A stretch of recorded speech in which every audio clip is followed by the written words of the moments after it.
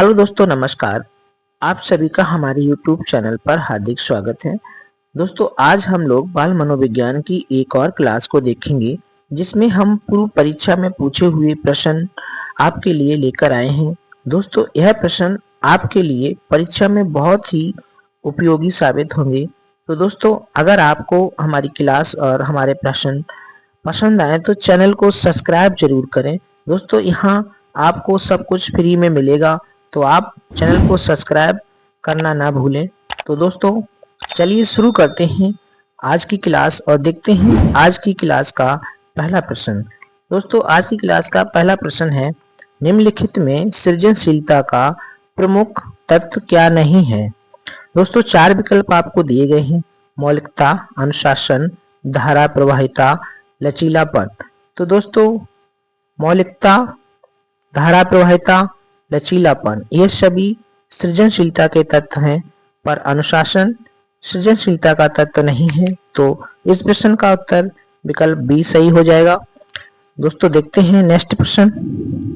Number 2 है दोस्तों, निःशक्त बच्चों के लिए समेकित शिक्षा की केंद्रीय प्रायोजित योजना का उद्देश्य है में निःशक्त बच्चों को शैक्षिक अवसर उपलब्ध कराना। तो दोस्तों, चार विकल्प जो दिए गए हैं, इनमें से जो नियमित विद्यालय है, ये इस प्रश्न का राइट आंसर हो जाएगा।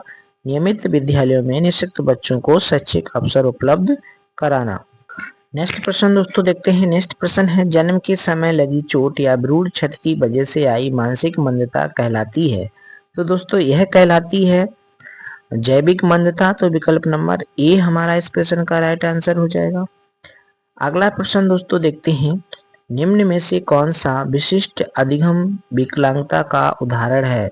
तो दोस्तों, जो चार विकल्प आपको दिए गए हैं, उनमें से जो अधिगम विकलांगता है वह है आपकी डिसलेक्सिया। तो विकल्प नंबर बी इस प्रश्न का राइट आंसर हो जाएगा। दोस्तों, देखते हैं दोस्तों नेक्स्ट प्रश्न। नेक्स्ट प्रश्न है, श्रवण बाधित बच्चों को पढ़ने के लिए क्या प्रयुक्त की जाती है। तो दोस्तों, जो श्रवण बाधित बच्चे होते हैं उनके लिए हम सांकेतिक भाषा का प्रयोग करते हैं। तो विकल्प नंबर बी इस प्रश्न का राइट आंसर हो जाएगा। नेक्स्ट प्रश्न है, प्रिय दोस्तों, प्रतिभाशाली होने का संकेत निम्न में से क्या नहीं है। तो दोस्तों, जो चार विकल्प दिए गए हैं, विचारों में सृजनात्मकता ये प्रतिभाशाली होने का संकेत है। अभिव्यक्ति में अनूठापन बिल्कुल प्रतिभाशाली होने का संकेत है। कौतूहल ये भी है।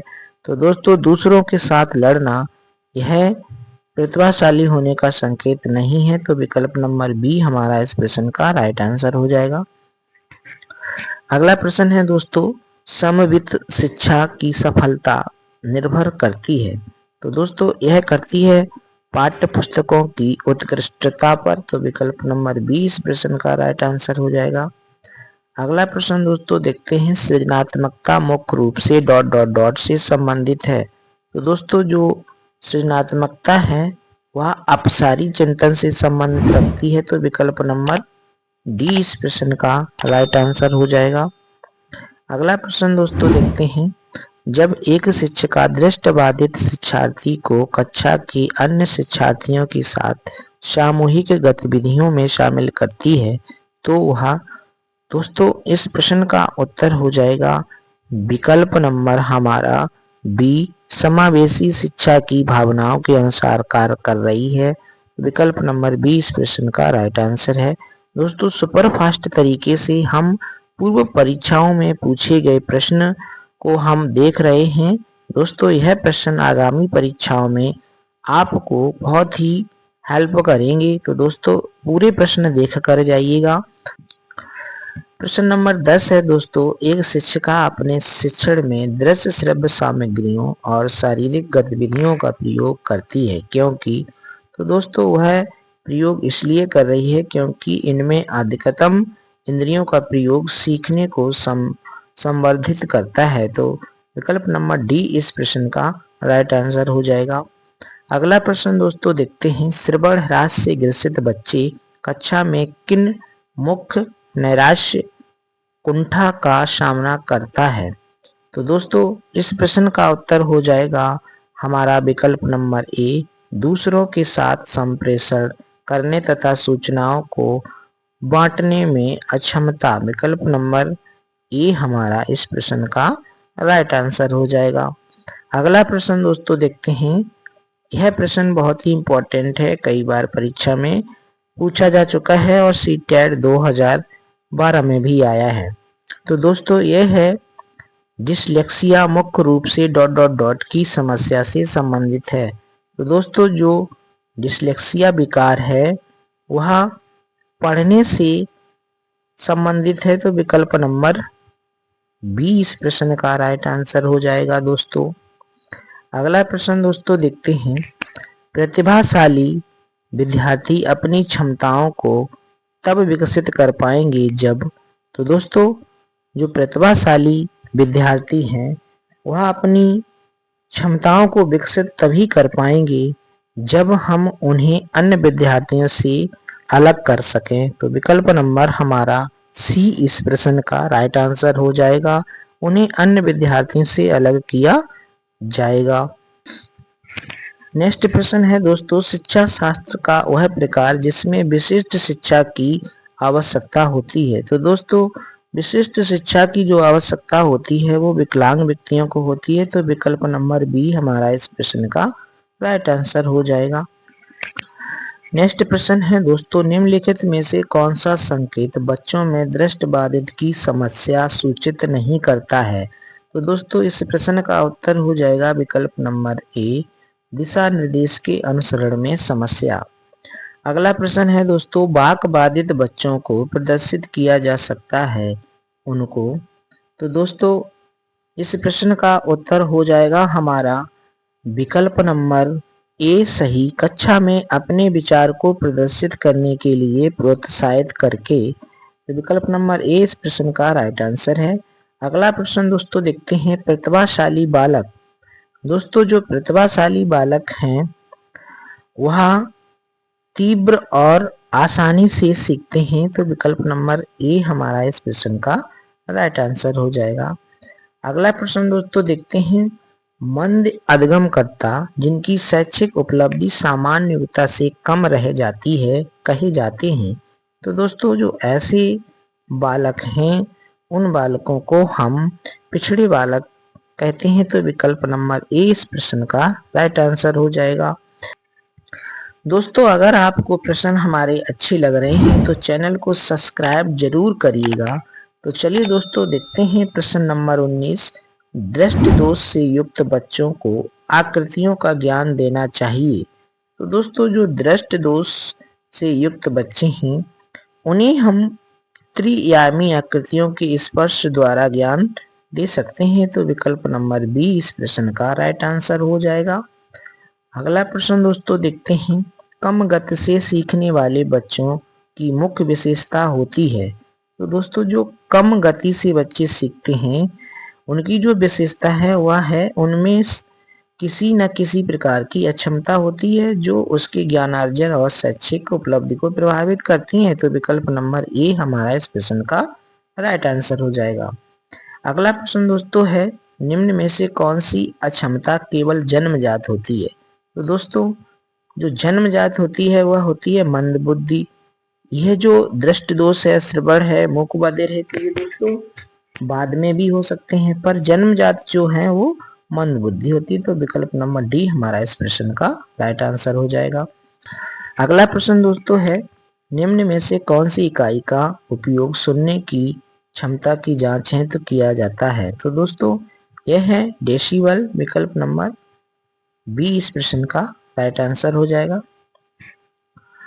अगला प्रश्न दोस्तों देखते हैं, प्रतिभाशाली बच्चे। तो दोस्तों जो प्रतिभाशाली बच्चे हैं वह मानव के लिए महत्वपूर्ण किसी भी क्षेत्र में अस्वभावता अच्छा निष्पादन करते हैं। तो विकल्प नंबर बी इस प्रश्न का राइट आंसर हो जाएगा। नेक्स्ट प्रश्न दोस्तों है, प्रतिभाशाली बच्चों के संदर्भ में संवर्धन का अर्थ है। तो दोस्तों जो प्रतिभाशाली बच्चे होते हैं उनमें संवर्धन का अर्थ होता है ऐसे विद्यार्थियों को वर्तमान स्तर ग्रेड को छोड़कर अगले उच्च स्तर ग्रेड में प्रोन्नत करना। तो विकल्प नंबर ए इस प्रश्न का राइट आंसर हो जाएगा दोस्तों। अगला प्रश्न दोस्तों है हमारा, प्रतिभाशाली विद्यार्थियों के लिए निम्नलिखित में से कौन सी गतिविधि सर्वाधिक उपयुक्त है। तो दोस्तों जो प्रतिभाशाली विद्यार्थी हैं उनमें कौन सी गतिविधि सर्वाधिक उपयुक्त रहेगी, ये जो 4 विकल्प दिए गए हैं इन 4 विकल्पों में से दोस्तों विकल्प नंबर बी हमारा है वो सर्वाधिक उपयुक्त है। दी गई संकल्पनाओं के आधार पर मौलिक नाटक लिखना। विकल्प नंबर 20 प्रश्न का राइट आंसर है। नेक्स्ट प्रश्न दोस्तों देखते हैं, शारीरिक गतिक बुद्धि रखने वाले बच्चों की अंतिम अवस्था निम्नलिखित में से कौन सी हो सकती है। तो दोस्तों वह हो सकती है शल्य चिकित्सक। विकल्प नंबर ए इस प्रश्न का राइट आंसर हो जाएगा प्रिय मित्रों। अगला प्रश्न दोस्तों है हमारा, निम्नलिखित में से कौन सा भूलने का सिद्धांत है। तो दोस्तों ये जो 4 विकल्प दिए गए हैं इनमें से प्रतिकूलन अवरोध यह भूलने का सिद्धांत है। तो विकल्प नंबर बी इस प्रश्न का राइट आंसर हो जाएगा। नेक्स्ट प्रश्न है दोस्तों, निम्नलिखित में से मानसिक विकार के लक्षणों को सभी दर्शाते हैं सिवाय। तो दोस्तों भ्रगनाशा, तनाव, संबंध, चिंता, तो इसमें जो संबंध है संबंध की सिवा सभी मानसिक विकार के लक्षण हैं। तो विकल्प नंबर सी इस प्रश्न का राइट आंसर हो जाएगा। अगला प्रश्न है दोस्तों, मानसिक स्वास्थ्य के नियमों को खोजना और उन्हें बनाए रखना अध्ययन का केंद्र बिंदु है, यह कथन है। तो दोस्तों यह कथन ड्राइवर का है। तो विकल्प नंबर सी इस प्रश्न का राइट आंसर हो जाएगा। अगला प्रश्न है दोस्तों, इनमें से कौन राष्ट्रीय पाठ्यचर्या रूपरेखा 2005 का मार्गदर्शी सिद्धांत नहीं है। तो दोस्तों राष्ट्रीय पाठ्यचर्या रूपरेखा 2005 के जो मार्गदर्शी सिद्धांत हैं उनमें से अंग्रेजी भाषा में शिक्षा देना यह उसका सिद्धांत नहीं है। तो विकल्प नंबर सी इस प्रश्न का राइट आंसर हो जाएगा। नेक्स्ट प्रश्न है दोस्तों, राष्ट्रीय पाठ्यचर्या की रूपरेखा 2005 के आधारभूत सिद्धांतों में निम्न में से कौन सा सम्मिलित नहीं है। तो दोस्तों ये जो 4 विकल्प दिए गए हैं उनमें से विकल्प नंबर ए अच्छी भाव परीक्षाओं का आयोजन करना यह आधारभूत सिद्धांतों में नहीं आता है। तो विकल्प नंबर ए इस प्रश्न का राइट आंसर हो जाएगा। अगला प्रश्न है दोस्तों, राष्ट्रीय पाठ्यचर्या की रूपरेखा एनसीएफ 2005 के दस्तावेज में भाषा के लिए नियत है। तो दोस्तों जो एनसीएफ 2005 है वो एक भाषा के बारे में चर्चा करती है। तो विकल्प नंबर ए इस प्रश्न का राइट आंसर हो जाएगा। नेक्स्ट प्रश्न है दोस्तों, राष्ट्रीय पाठ्यचर्या की रूपरेखा 2005 के अनुसार गणित शिक्षण का मुख्य उद्देश्य है। तो दोस्तों जो गणित शिक्षण का मुख्य उद्देश्य है वह है बच्चों में तार्किक चिंतन तथा समस्या समाधान योग्यता का विकास करना। तो विकल्प नंबर सी इस प्रश्न का राइट आंसर हो जाएगा। अगला प्रश्न है दोस्तों, एनसीटीई का पूर्ण रूप क्या है। तो दोस्तों यह है हमारा national council of teacher education. तो विकल्प नंबर सी इस प्रश्न का राइट आंसर हो जाएगा।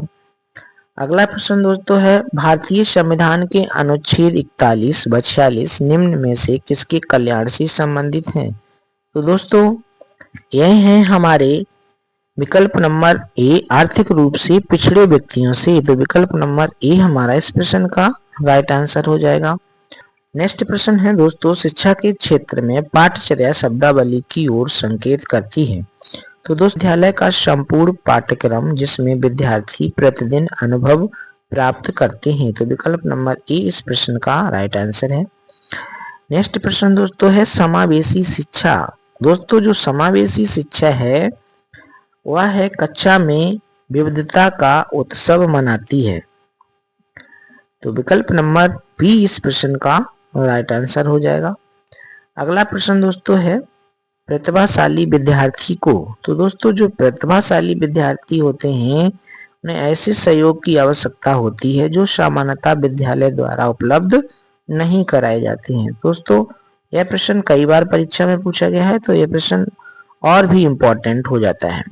अगला प्रश्न है दोस्तों, शिक्षा का अधिकार अधिनियम 2009 में एक अध्यापक को निम्न में से किस दायित्व को पूरा करना होगा। तो दोस्तों विद्यालय में नियमित रूप से समय पर उपस्थित रहना होगा, पाठ्यक्रम का संचालन कर पूरा करना होगा, संपूर्ण पाठ्यक्रम को निर्धारित समय पर पूरा करना होगा। उपयुक्त सभी, तो दोस्तों उपयुक्त सभी इस प्रश्न का राइट आंसर हो जाएगा। नेक्स्ट प्रश्न है दोस्तों, राष्ट्रीय पाठ्यचर्या रूपरेखा 2005 के अंतर्गत परीक्षा सुधारों में निम्न में से किस सुधार को सुझाया गया है? दोस्तों खुली पुस्तक परीक्षा, सतत निरंतर एवं व्यापक मूल्यांकन, सामूहिक कार्य मूल्यांकन, उपयुक्त सभी। तो दोस्तों इस प्रश्न का उत्तर हो जाएगा विकल्प नंबर डी, उपयुक्त सभी।